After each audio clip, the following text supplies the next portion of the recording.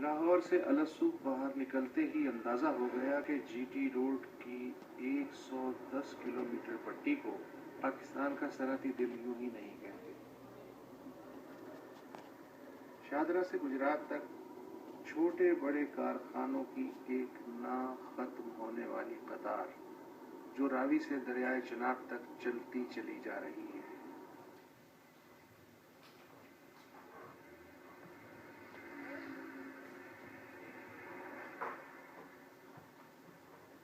ये वो दरियाए चनाब है जिसके बारे में कहा जाता है कि सोनी महिवाल से मिलने कच्चे घड़े पे ये दरिया पार किया करती थी। आज जो पानी की सूरत हाल है, मेरा ख्याल है सोनी सर पे घड़ा रख के भी ये दरिया आसानी से पार कर सकती है। गुजरात हम सबके घरों में रहता है, पंखे की शक्ल में, मिट्टी के बर्तनों की सूरत। अपने जूते भी देखिएगा, शायद गुजरात के, और शायद मोटरसाइकिल भी। मगर ये बात 18 घंटे की लोड शेडिंग से पहले की है। इसने यहाँ के 1 लाख सनती कारकुनों और 2500 फैक्ट्री मालिकान को तबाही के दौराहे पे खड़ा कर दिया है। हमारी पार्टी इंडस्ट्री है वो तो 50% बंद हो चुकी है। इसके अलावा फैन इंडस्ट्री को उस तरह बूम आया ही नहीं, तो इसलिए उसकी प्रोडक्शन भी 50% मेरा सफर कर रही है। इसी वजह से किसी को भी आप मुंतखब कर लें 11 मई को, क्या ये क्राइसिस दूर हो सकेगा? तो 2020 तक तो मैं इसी तरह इलाज को देख रहा हूँ। बज़ाहिर आपको वस्ती पंजाब के ये शहर बहुत खुशहाल, एडवांस और बाकी पाकिस्तान से हर शोबे में आगे नजर आते हैं। उनके जमालियाती ज़ौक़ को कोई चैलेंज नहीं कर सकता।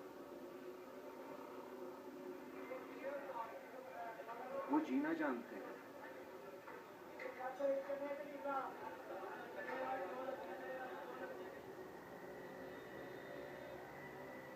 इलेक्शन कहाँ है? इलेक्शन के नाम पे एक बहार है।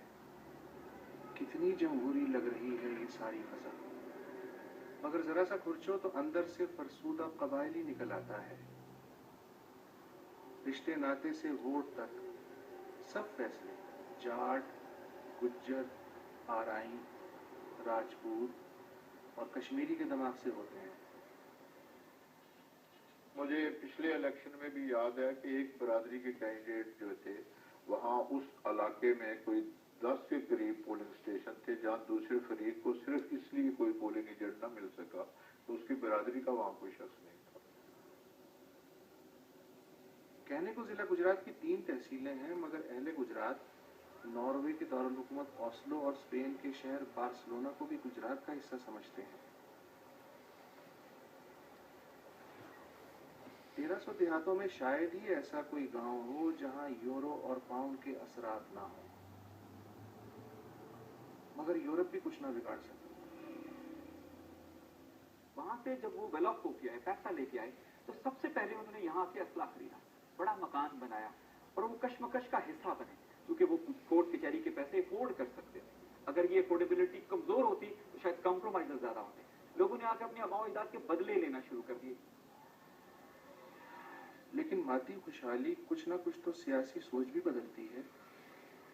पहले ये लोग जो थे आम तौर पर हुक्मरान पार्टी से वाबस्ता होते थे और उसके ताबे थे आज ओवरसीज।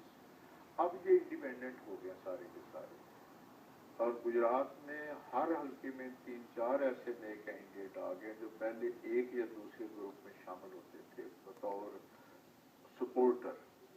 और इसमें पाकिस्तानी अब्रॉड का पैसा जो है वो तो यहाँ पिछले इलेक्शन में नाज़िम के लिए जिसके पास बाहर से पैसा नहीं था उसने इलेक्शन नाज़िम का भी वो कंटेस्ट किया, उसके कर सकता था। इतने पैसे लगते हैं अब इलेक्शन का।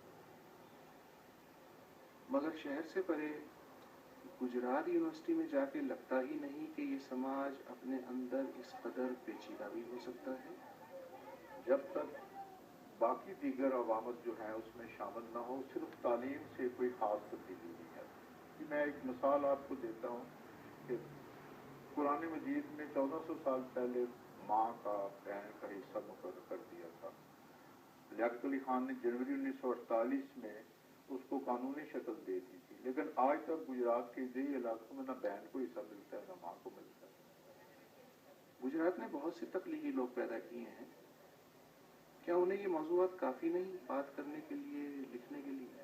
बिल्कुल सही बात है, क्योंकि हमने जो बड़ा शायर पैदा किया उसने गुजरात को छोड़ दिया, हमने जो दानिशवर पैदा किया वो गुजरात से कहीं और चला गया, उसके मुस्बत असरात से तो हम महरूम रहे, लेकिन हमने जो यहाँ बुरा आदमी पैदा किया उसने हमें नस्ल दर नस्ल यही रह के मुतासर किया। इस दफा भी कुछ लोग जीतेंगे और कुछ हार जाएंगे, मगर दिमाग छोटे से बड़े होकर कब जीतेंगे?